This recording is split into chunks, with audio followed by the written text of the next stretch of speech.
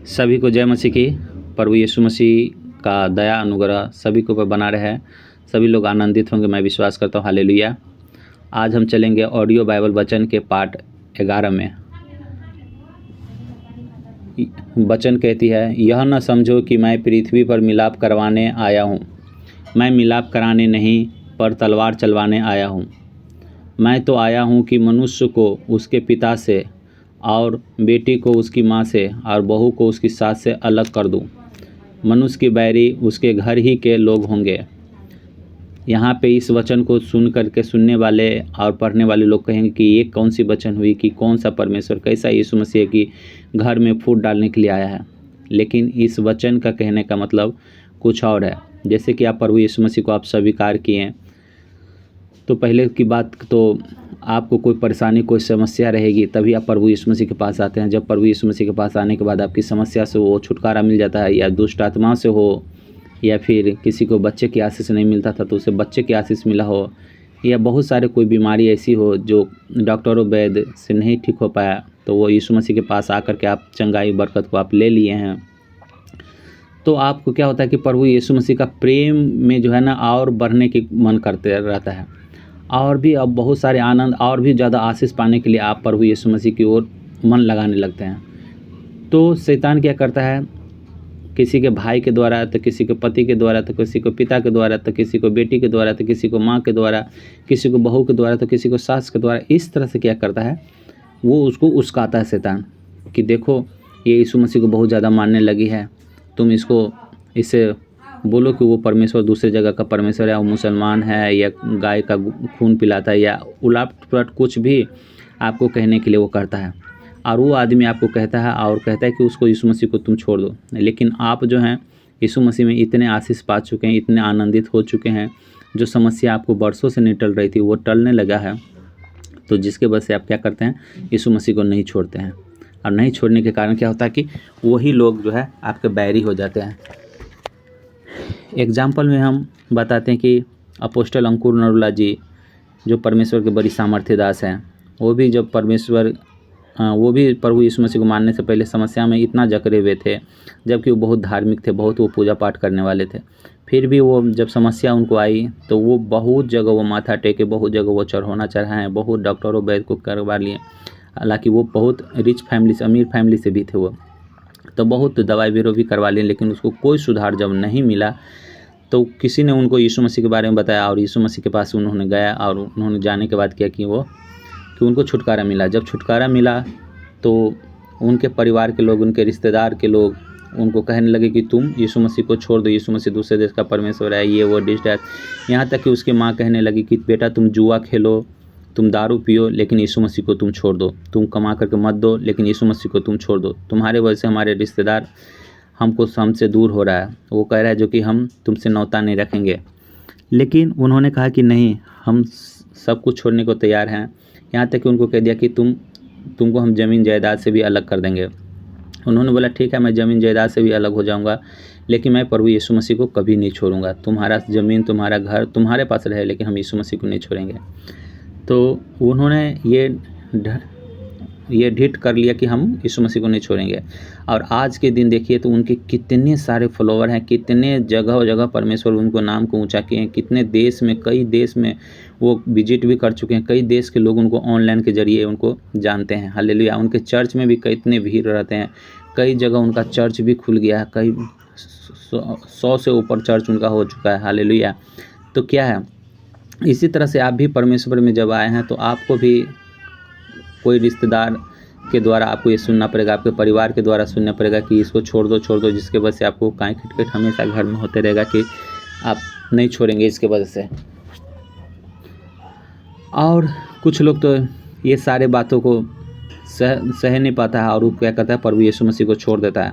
और चाहे उसके ऊपर फिर से वो समस्या आ जाए, या फिर उससे बढ़ करके समस्या आ जाए, उससे कोई बहस नहीं है, लेकिन वो प्रभु यीशु मसीह को वो छोड़ देते हैं, और जिसके वजह से वो आशीष नहीं पाते हैं और बहुत परेशान रहते हैं। लेकिन कोई आदमी जो है वो कहता है कि नहीं, मैं यीशु मसीह को नहीं छोड़ूंगा, बल्कि मैं आपको छोड़ूंगा। तो वो लोग जो है बहुत आशीष पाते हैं। जिस तरह की आप बहुतों के जीवन में गवाही सुने होंगे, और अगर चर्च जाते हैं तो चर्च में देखे होंगे, या ऑनलाइन वीडियो देखते हैं तो उसमें आप गवाही सुने होंगे। वो वही आदमी होता है जो अटल बांध लेता है कि मैं यीशु मसीह को कभी नहीं छोड़ूंगा। हालेलुया। तो उसी तरह से आप लोग भी कहिए कि प्रभु यीशु मसीह, हम कभी भी आपको नहीं छोड़ेंगे, चाहे जैसी भी कैसी भी परिस्थिति आ जाए, मैं कभी भी आपको नहीं छोड़ूंगा। तो ये वचन में यही चीज़ कह रहा था कि जब आप यीशु मसीह को स्वीकार करेंगे तो आपसे लोग चीरने लगेगा। हालेलुया। यहाँ तक कि कभी कभी आपको बोल देगा डैन है, क्योंकि डैन इसलिए बोलेगा क्योंकि उसका जादू टोना तंत्र मंत्र आपके ऊपर, आपके घर परिवार के ऊपर नहीं चलेगा, तो वो आपको डैन भी करने लगेगा। हालेलुया। दूसरी बात कि बैर रखने का कारण एक और हो जाती है कि परमेश्वर ने कहा कि जितने यीशु मसीह के ऊपर विश्वास किया है वो इस जगह की बारिश नहीं है, वो स्वर्ग का बारिश है। तो हमारे नागरिकता जो है स्वर्ग की हो जाती है जब हम प्रभु यीशु मसीह के ऊपर विश्वास करते हैं। तो परदेसी से भला कोई लोग प्रेम नहीं करता है, उसी तरह से हम लोग भी परदेसी हो गए जब यीशु मसीह को मान रहे हैं। परदेसी मतलब स्वर्ग के बारिश से हम लोग, यहाँ धरती की बारिश नहीं है, हम लोग स्वर्ग के हो गए। तो स्वर्ग के बारिश हो गए तो यानी परदेसी हो गए। आप परदेसी से लोग घृणा करते हैं, तो उसी तरह से हमसे भी घृणा करेगा, ऐसा उन्होंने कह दिया है पहले ही। हालेलुया। उसके बाद आगे कहता है, जो माता या पिता को मुझसे अधिक प्रिय जानता है वह मेरे योग्य नहीं है, और जो बेटा या बेटी को मुझसे अधिक प्रिय जानता है वह मेरे योग्य नहीं है। यहाँ पे कहने का मतलब है कि आप कहिएगा कि हम अपने माता पिता को ज़्यादा नहीं मानदान करें, हम अपने बेटे और बेटी को ज़्यादा प्रेम नहीं करें। तो यहाँ पे कहने का मतलब ये नहीं है कि यहाँ पे कहने का मतलब ये है कि आप को इतने आशीष मिलने के बाद, हम ऊपर में कह चुके हैं, इतने आशीष मिलने के बाद भी अगर आपको आपके माता या पिता कहता है यीशु मसीह को छोड़ दो, और आप इस बात को लेकर के हर एक बात को मानने के लिए तैयार हैं, लेकिन इस बात को लेकर के अगर नहीं मान रहे हैं कि नहीं हम यीशु मसीह को नहीं छोड़ेंगे, तो इसका मतलब आप माता पिता से ज़्यादा आप प्रभु यीशु मसीह को मानते हैं। किसी का बेटा बेटी है, वो कह रहा है कि नहीं यीशु मसीह को नहीं मानना है, यीशु मसीह को छोड़ दो, और वो बेटा बेटी को प्रेम को देख करके या बेटा बेटी को डर देख करके जो है यीशु मसीह को वो छोड़ देता है और अपने बेटा बेटी को बात मानता है, तो वो यीशु मसीह से प्रेम नहीं करता है, वो यीशु मसीह के योग्य नहीं है। अगर वो कह दे कि हम सारी बात तुम्हारा मानने को तैयार है, लेकिन हम अपने यीशु मसीह को नहीं छोड़ेंगे, तो वही आशीष पाएगा। जैसे कि हम आपको ऊपर में बता चुके हैं कि अपोस्टल अंकुर नरुला जी वो क्या थे और आज क्या है। जो लोग उनसे घृणा करते थे, जो लोग उसको यीशु मसीह को मानने से रोक रहे थे, वही लोग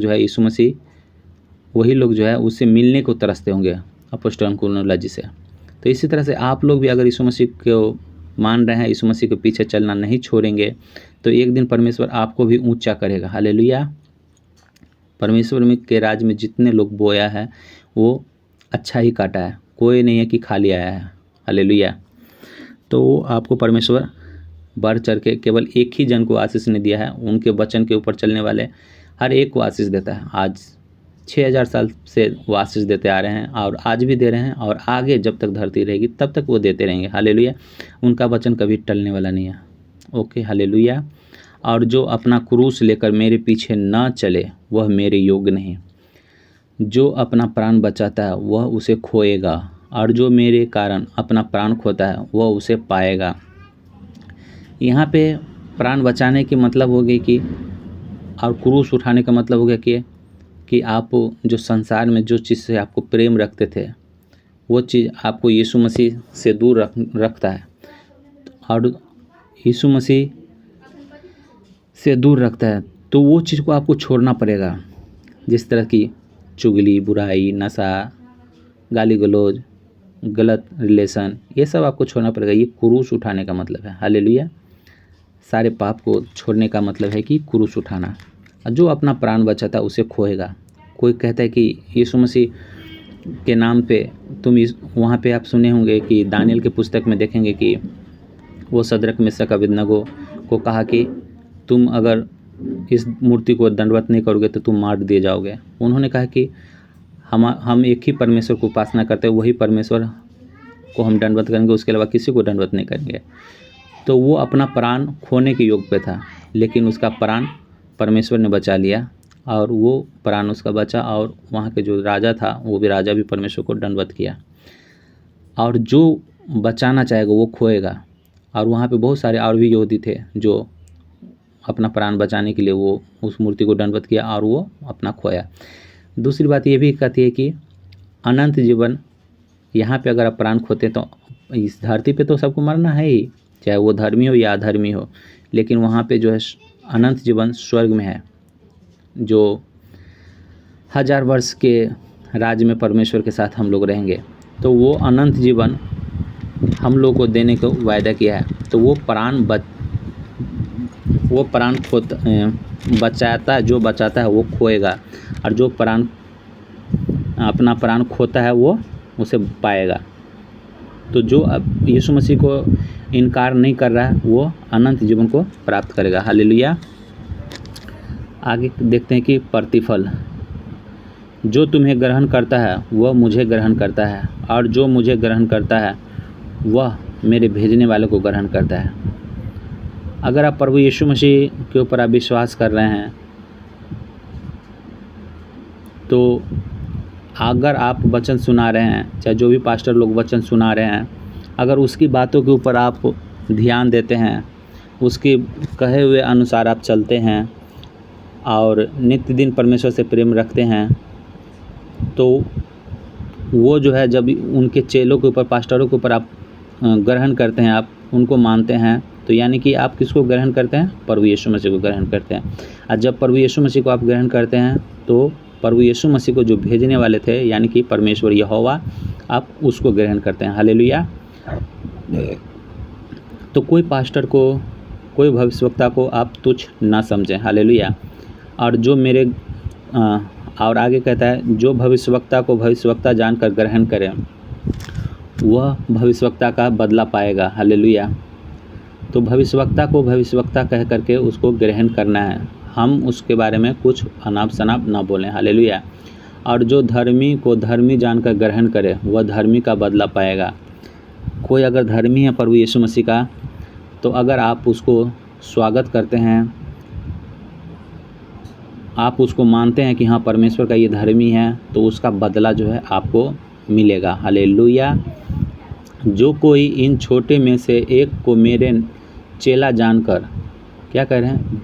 जो कोई इन छोटे में से एक को मेरा चेला जानकर केवल एक कटोरा ठंडा पानी पिलाए, मैं तुमसे सच कहता हूँ कि वह किसी रीति से अपना प्रतिफल न खोएगा। अगर आप देखते हैं कि कोई परमेश्वर का दास है, कोई धर्मी है परमेश्वर का, या कोई पास्टर है, या कोई भविष्यवक्ता है, या कोई शुभ समाचार फैलाने वाला कोई भी है, उसको आप एक कटोरा पानी ही पिला देते हैं तो उसका प्रतिफल आप पाएंगे। एलिया के समय में भी हम देखते हैं कि एक विधवा औरत जो है, उसको अपने लिए वो रोटी बना रही थी, और वो अपने और उसका बेटा एक मुट्ठी आटा और थोड़ा सा कोपी में तेल था, उसको रोटी बना करके वो खाती और मर जाती। लेकिन उन्होंने क्या किया? परमेश्वर के दास ने कहा कि मुझे दे दो खाने के लिए, और परमेश्वर के दास को वो खाने के लिए वो रोटी बना करके, आटा सान करके उसको रोटी बना करके उसको दे दिया खाने के लिए। जिसका कारण क्या हुआ कि वो उसका 3.5 साल का अकाल में उसको वो मैदा और कुपी का तेल ख़त्म नहीं हुआ। तो आप किसी भी परमेश्वर के दास को अगर खाना खिला देते हैं, या कुछ दान देते हैं, या कुछ भलाई करते हैं, या कुछ अच्छे से व्यवहार करते हैं, एक कटोरा पानी भी पिला देते हैं, तो उसका प्रतिफल आप पा गए। किससे? उस धर्मी से नहीं, वो धर्मी का जो परमेश्वर है, जिसकी वो उपासना करता है, जिसकी वो महिमा करता है, जिसके सम्मुख वो चला फिरा करता है, जिसको भय मान करके उनकी आप महिमा करते हैं। हालेलुया। तो आप उसका प्रतिफल पाएंगे। तो इसीलिए आपके पास अगर कुछ हो तो वो परमेश्वर का धर्मी अगर आए तो उसे दें। अगर ऐसा कोई असहाय आदमी लगता है जिनको पैसे की आवश्यकता है, जैसे भिखारी लोग, उनको भी आप दे सकते हैं। ऐसा भी नहीं है कि आप हट्टा कट्ठा लोग को आप दे रहे हैं तो आप परमेश्वर की महिमा कर रहे हैं, ऐसा भी नहीं है। कोई असहाय लोग है, जो भिखारी लोग है, उसको आप दे रहे हैं तो महिमा कर रहे हैं। हालेलुया। या चर्च में डाल रहे हैं तो आप परमेश्वर की महिमा कर रहे हैं। हालेलुया। तो आइए हम इस जगह पे ख़त्म करते हैं। ऑडियो बाइबल वचन के 11वां पार्ट यहाँ पे ख़त्म करते हैं। अगले में हम 12वां पार्ट में हम चलेंगे अगले दिन। ओके। हालेलुया। परमेश्वर के धन्यवाद हो कि इस वचन को पढ़े जाने पे, सुने जाने पे सबको आशीषित करे प्रभु जी। सभी लोग आंखें बंद करें और मेरे प्रभु परमेश्वर पिता हम प्रार्थना करते हैं सभी के बच्चे हष्ट पुष्ट निरोग तंदुरुस्त रहे, सभी के परिवार हंसता खेलता रहे। यीशु मसीह के नाम से हर एक फिजूल खर्च दवाई दारू से वो छुटकारा पाते रहे और तेरी महिमा करते रहे यीशु मसीह के नाम से। इसी तरह से अंत के अंत तक वो किसी भी तरह से वो भरमाए न जाए, हर एक बुराई, हर एक पाप से, हर एक चुगली चमारी गाली गलौज से वो दूर रह करके आपकी महिमा करे और बड़ी गवाहियाँ उनके जीवन में बनता रहे यीशु के नाम से। सभी लोग बोलेंगे आमीन आमीन आमीन। हालेलुया। सभी को गॉड ब्लेस यू ऑल।